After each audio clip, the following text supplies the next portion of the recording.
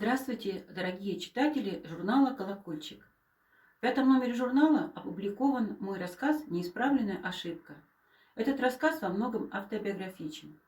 Я родилась в Якутске и училась в школе номер 23. С детства я любила читать и люблю до сих пор. В детстве я ходила в кружок выразительного чтения в Дом пионеров. И у нас в школе часто проходили конкурсы чтецов, в которых я принимала активное участие. И, как правило, чтецов награждали книгами. Одна из таких книг сохранилась у меня до сих пор. Эта книга называется «Удивительный заклад». Ее автор Екатерина Сергеевна Воронина.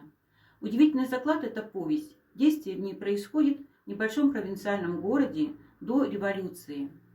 Главный герой рассказа Алексей Власев принес в ломбард своего любимого кота по кличке Снежок.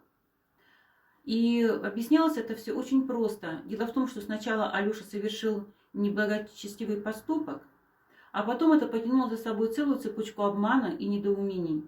И, наконец, заставило мальчика обратиться в ломбард. Я советую прочитать вам эту добрую книгу.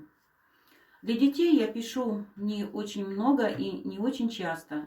Самый мой первый рассказ был опубликован в газете «Юность Севера». Назывался он «Кто придумал сказку про волшебницу».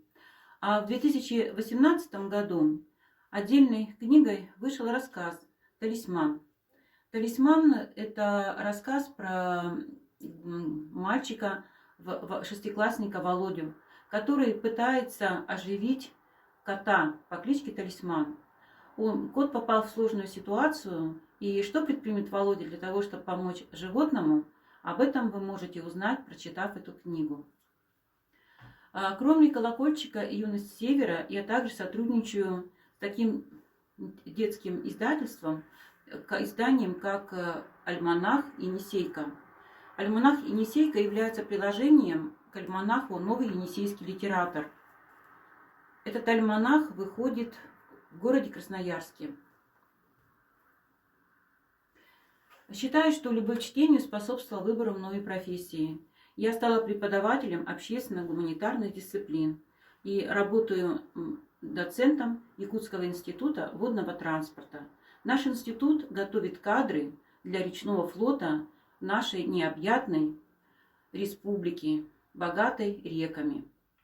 Дорогие друзья, писатель-фантаст Рэй Брэдбери сказал, что есть более страшное преступление, чем сжигать книги, это не читать книги. Я желаю вам, чтобы вы не были преступниками, а чтобы вы читали книги. Желаю вам встречи с добрыми, интересными книгами. Люблю вас.